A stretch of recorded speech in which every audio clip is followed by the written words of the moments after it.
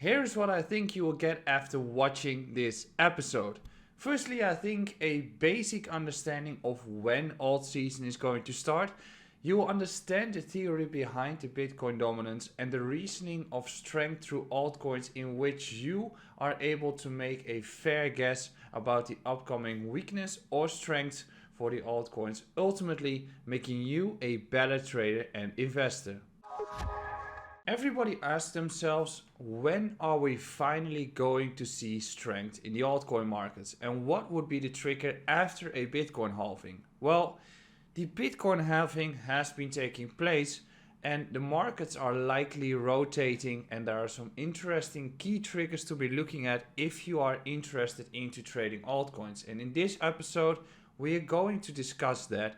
The rotation is super important to understand, because you'll be able to get into opportunities of a lifetime by simply buying solid altcoins in which you can rotate those profits back into Bitcoin.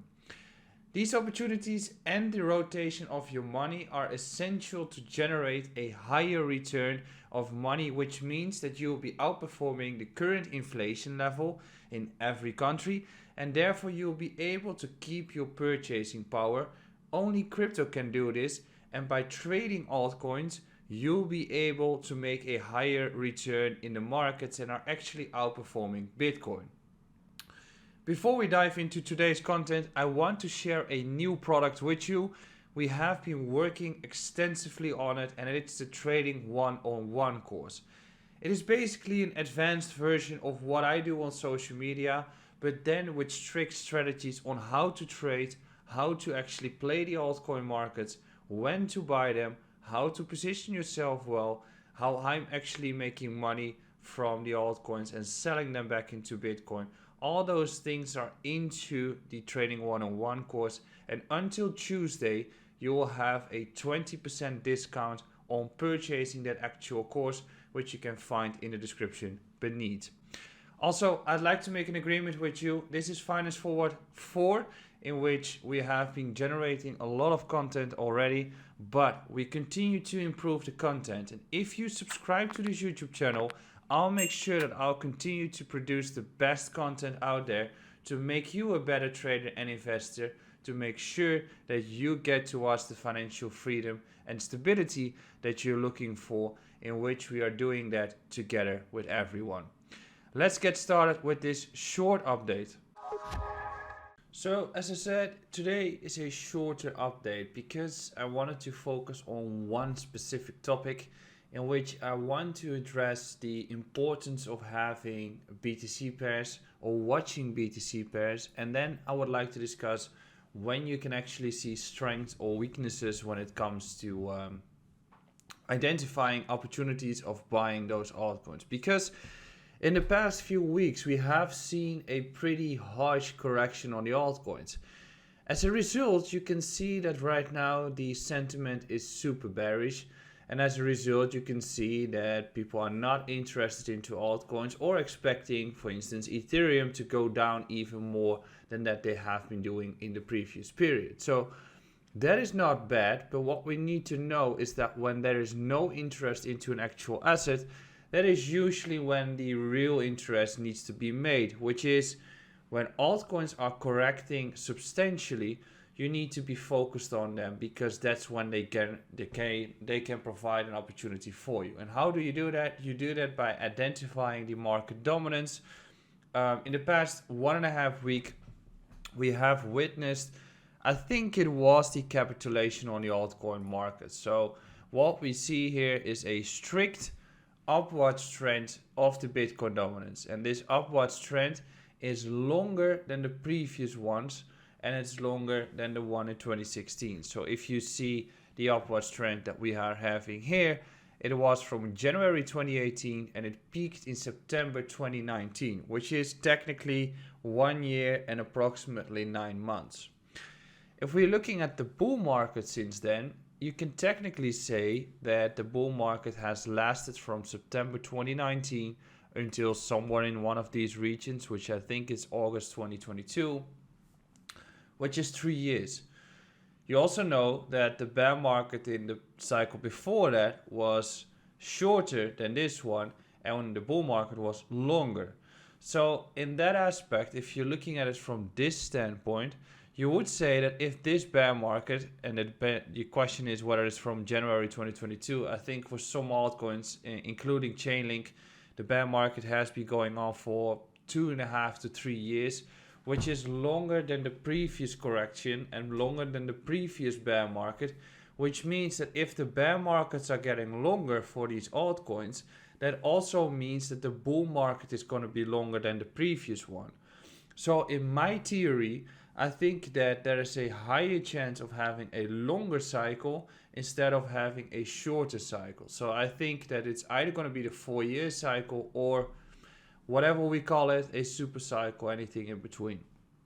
Now, rotations happen because a capitulation takes place. And in this regard, you can see that we technically have a wick up into the highs of the previous level of 57.5%.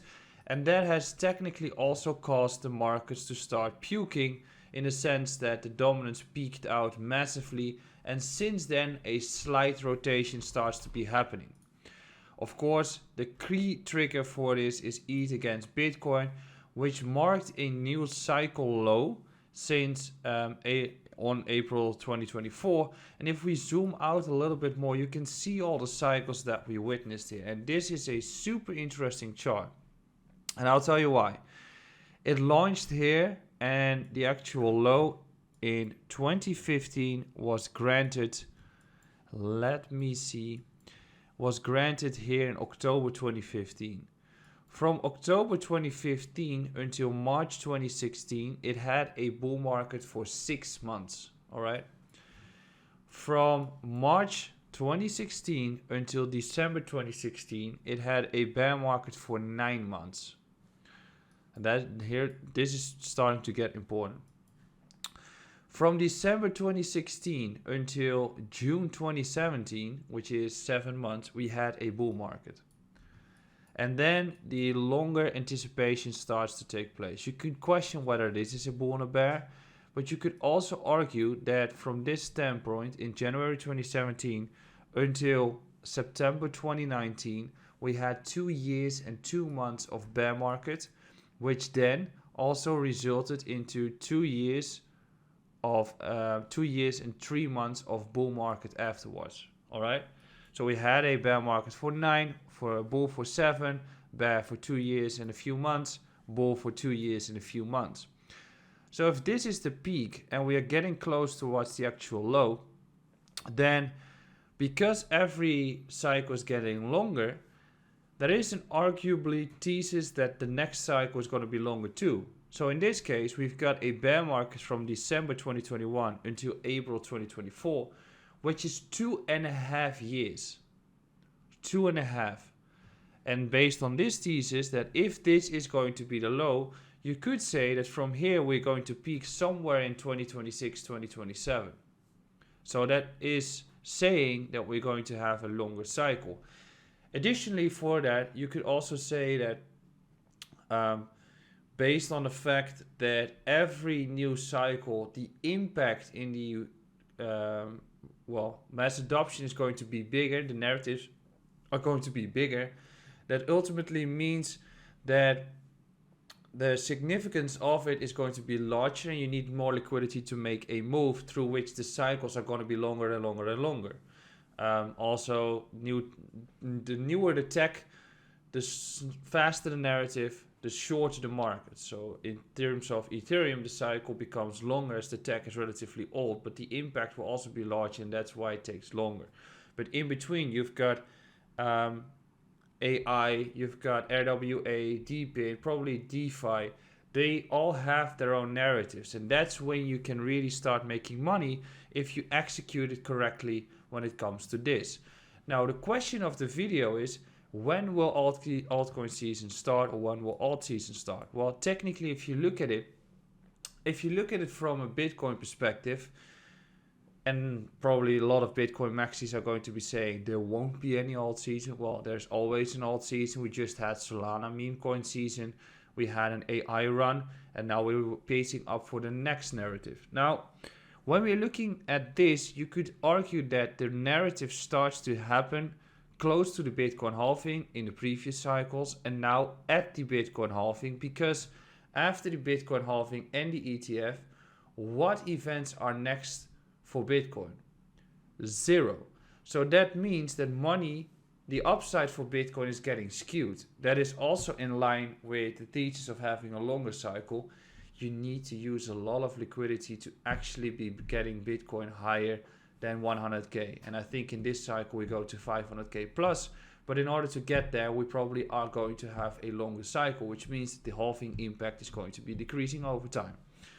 Now, because of the impact of the halving and the events pacing away for Bitcoin, this automatically means that the rotation is going to happen towards other ecosystems. And in that sense, Ethereum is one to watch, and I think it's on the edge of breaking upwards at this point. Now, when will Altseason start? I think it's already happening. Most of the altcoins are already in an upwards trend. So what you could do is, if altcoins start to run based on the fact that Bitcoin has finished its correction, you've got a curve, which means that an initial group of coins start to move. In this case, we've had Solana and Ejective and AVAX, for instance. Then a second group starts to move, and then the rest starts to follow. So if you go back to the previous videos that I've made, is that if you double your amount of Bitcoin and you keep it until the end of the cycle, you do a 10x. So this is still a period where you can actually relatively easy double your amount of Bitcoin in a bull cycle. You can do it by buying altcoins and selling them higher for Bitcoin. In that aspect, if you are looking at the markets and you want to compound it even more, what do people do when the rotation starts to happen? They jump first into altcoins that do really well and then rotate it back towards altcoins that follow suit. So what I mean, and that's what I want to discuss in this video, is that if you look at the chart for Ethereum, it is still far behind. So it needs to break 0.05. If that happens, we need to make a higher low, and that's when the money rotates back towards Ether. So you could take the bet right now, but and I think I'm pretty much heavily long on Ethereum. But in terms of compounding your returns, you're better off by looking at coins that have moved already and are in an uptrend. And then you can start identifying sell positions onto them. So a few of them, for instance, Solana. I think most upside is skewed for Solana for now, which means if you look at Solana and you compare it towards the Ethereum price action, Ethereum is somewhere here, all right? Solana has experienced a bear cycle for approximately 2 years. It's already far up in the bull market. Maybe there's one more year of bull and then it's pretty much done. So probably Solana is going to peak earlier than the rest. Which technically means that if you're long on Solana and you have been getting a 4 or 5x against Bitcoin, just hold that, swap that towards Bitcoin and you do another 5 to 6x this cycle and you are happy. But what I mean is that if you compare Solana to Ether, the way or the level that you should be looking at a purchase or you want to compare these two, ETH is somewhere here. The best period to buy is at this stage, where you're likely going to get the next push to the upside, which grants the big return. So, or it's somewhere here. Ethereum is still far behind because of what I just told in the beginning. Then you should question yourself, if Solana has been seeing this run, what are the chances of Solana pulling another 2x? And what are the chances of Solana doing a drop of 40%?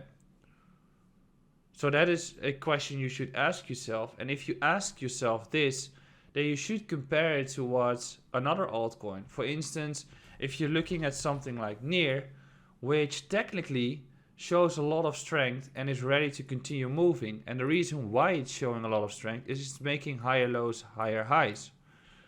Which means that if you ask yourself, okay, Solana, what are the chances of Solana doing a 2x? And what are the chances of Solana dropping 50%? And given that Solana has seen a big run and other narratives start to wake up, that if the other narrative starts to wake up, the likelihood of that narrative doing a 2x and dropping 40% are probably more positive than the Solana one, which means that there's an opportunity cost. All right? So that means that if you are positioned long on Solana, you might be wise swapping it back towards another altcoin that is just following Solana's curve. So if you have this curve, Solana is already at the end stage for now, and it's going to consolidate and then do another one. And in between, another coin is on the edge of having that curve and having the first upwards move, through which I think that coins like Near and stuff, they all will do well.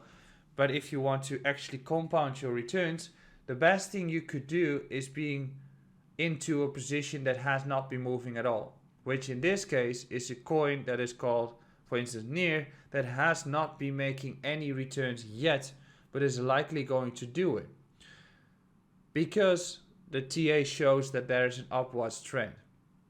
Now, if we reverse it back to the coins that I've been saying previously, I think that there is still a case to be made. So if you're looking at coins like Chainlink, from an investor perspective at this point, it is valued the lowest of the cycle, which technically means it is making a retest, which then also means that this is definitely one to watch and one to have a position in quite comfortably. If you're looking to compound your returns and you add this information towards what I've been saying, is that what are traders doing? They rush towards positions or coins that have not been doing anything yet, or they rush towards coins that have been into an uptrend. And most likely Chainlink is going to pull an upwards move here too. But I think the ones that have been running already, and if money rotates there, the return is going to be higher, after which you can swap that coin towards the coin that is following. So I think the entire ETH ecosystem from an investment perspective is super great to be jumping into, but I think you will be better off by taking coins that have been running a little bit already, and then rotate it back towards coins that are following suit. So for instance, for Chainlink, if Chainlink is gonna, from an investment perspective, is super great here.